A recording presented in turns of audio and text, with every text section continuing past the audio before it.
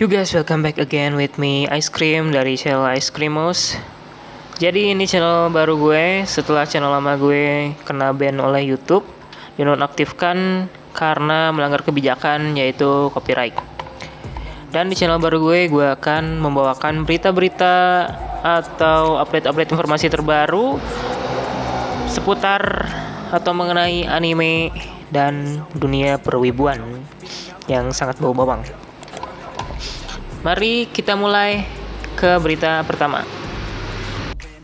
Berita pertama yaitu dari anime Kakegurui. Jadi serial manga spin-off Kakegurui Twin resmi diumumkan akan mendapatkan adaptasi anime digarap oleh Studio Mappa dan akan tayang pada bulan Agustus 2022.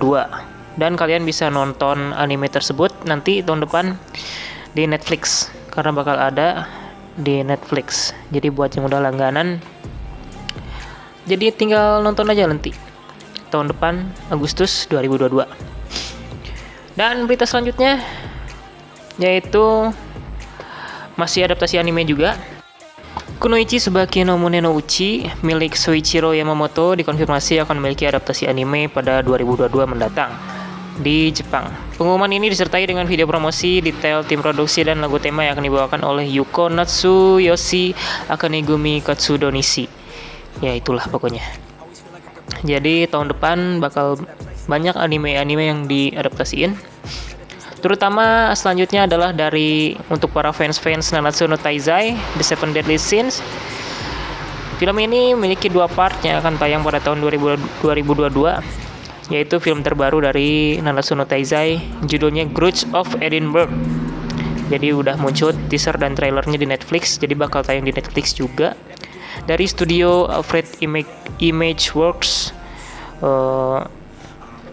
featuring Murphy Jack.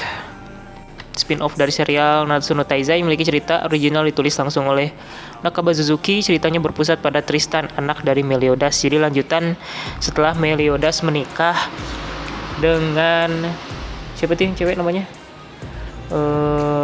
Gua inget pasangan Meliodas itu Elizabeth, lupa banget gua. Jadi ditunggu aja, di Netflix bakal ada banyak anime-anime baru yang bakal tayang tahun depan. Terutama ada juga anime yang dibuat oleh Wit Studio. Nama anime tersebut adalah Vampire in the Garden. Melalui acara Netflix Festival Japan 2021 diumumkan bahwa serial anime original Vampire in the Garden dari Wit Studio akan tayang di seluruh dunia secara eksklusif di Netflix pada tahun depan. Anime ini akan disutradarai oleh Ryutaro Makihara dan Hiroyuki Tanaka sebagai asistennya. Jadi tahun depan banyak banget anime yang bakal tayang. Dan kita lanjut ke berita selanjutnya. Author Musuke Tensei menjelaskan latar belakang dari Vela dan Sheila. Kenapa pakaiannya si Vela itu terbuka banget, kayak pakai BH sama daleman doang gitu. BH sama selempak. Jadi Vela dan Sheila adalah saudari petualang di wilayah Vitoa karena pengalaman mengerikan yang dialami. Setelah insiden teleportasi, Sheila menjadi fobia terhadap laki-laki dan Vela memakai baju yang sangat terbuka agar tetap pandang lelaki menuju padanya dan bukan pada saudara perempuannya. Jadi itu tujuannya si author Mushoku Tensei bikin karakter si Vela ini seperti telanjang bulat, padahal enggak gitu. Padahal ya kayak pakai bikini aja, cuman terlalu terbuka banget. Jadi itu klarifikasi atau penjelasan dari autornya Mushoku Tensei yang ceritanya lagi seru banget sekarang saat sedang ongoing. Dan selanjutnya ada berita dari Kimetsu no Yaiba Mugen Reisha Hen, ya, yang ceritanya di kereta itu yang sama kayak persis banget kayak movie-nya. Jadi episode keempat dari anime Kimetsu no Yaiba Mugen Reisha Hen yang ditayangkan pada 7 November di Fuji TV mencapai rating penonton sebesar 6,4% di area Kanto, wilayah metropolitan besar dunia. Ini merupakan penurunan ketiga berturut-turut yang diderita serial ini dalam peringkat penontonnya sejak pemutaran perdana pada 10 Oktober di televisi Jepang. Episode pertama memiliki 10,0% pemirsa, diikuti oleh episode kedua dengan 8,0%, yang ketiga 7,0%, Dan episode keempat yang terakhir 6,4%. Jadi ratingnya terus menurun karena ya episode pertama doang gitu yang nyeritain adegan baru si Rengokunya mau naik sebelum mau naik kereta gitu kan, dia basmi iblis dulu. Kalau cerita episode kedua dan seterusnya episodenya itu terlalu sama ceritanya sama yang di movie, karena ya emang sama banget sih gitu, mah tinggal cut per episode doang. Makanya nggak salah kalau ratingnya makin sini makin menurun. Dan selanjutnya ada berita dari One Piece. Jadi di chapter terbaru One Piece, atau mungkin ini ya masih chapter-chapternya agak baru lah, karena gua nggak ngikutin komik One Piece. Tapi pada manga chapter 1031 kita melihat momen langka antara Zoro dan Sanji, dan di sini tanpa sepengetahuan Zoro, Sanji diam-diam menyelipkan Denden Mushi di dalam sabuk Zoro. Dan di sini Sanji meminta bantuan kepada Zoro untuk membunuhnya jika dia kehilangan akal sehat setelah perang Onigashima selesai.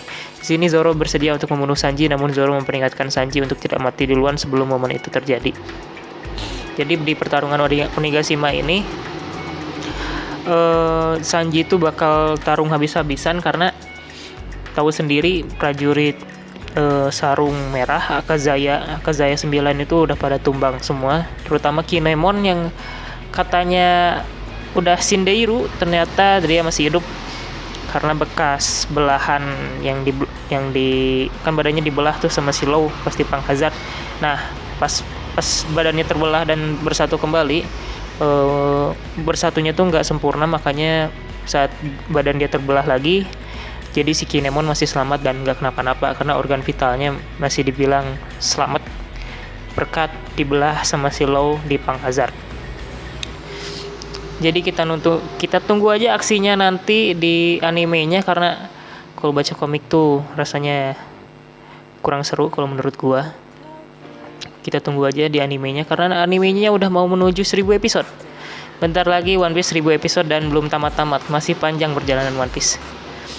Dan masih di berita One Piece juga, jadi mengenai One Piece live action yang akan tayang eksklusif di Netflix sudah mengumumkan pemeran-pemerannya, yaitu ada Emily Root yang menjadi Nami, Inaki Godoy yang menjadi Monkey D. Luffy, dan Makenyu yang menjadi Roronoa Zoro, dan Taz Skylar yang menjadi Sanji, dan Jacob Romero yang menjadi Usopp.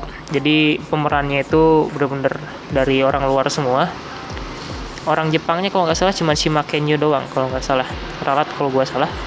Dan autor Eiichiro Oda Sensei akan menjadi produser eksekutif dari seri live action One Piece. Selain mengumumkan soal perkenalan para pemeran utama live action One Piece, diumumkan juga jika ia udah menjadi itu, dan naskahnya ditulis oleh Matt Owens yang mengerjakan Agent of S.H.I.E.L.D. dan serial drama Marvel Netflix, dan Stephen Maeda yang mengerjakan Lost. Mereka juga akan berpartisipasi sebagai produser eksekutif.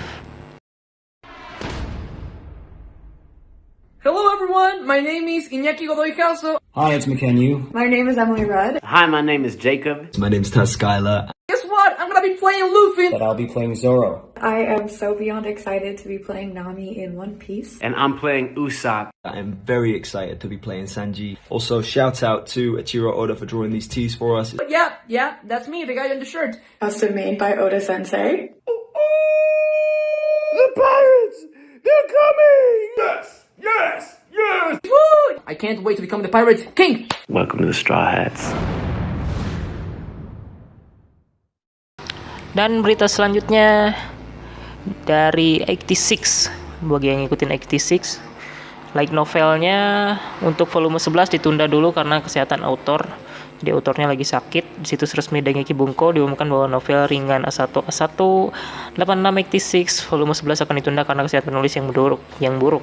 Sementara volume terbaru seharusnya rilis Desember ini, sekarang telah dipindahkan ke Februari 22, jadi ditunda dulu ya beberapa bulan. Karena ya kesehatan mangaka nomor 1 lah.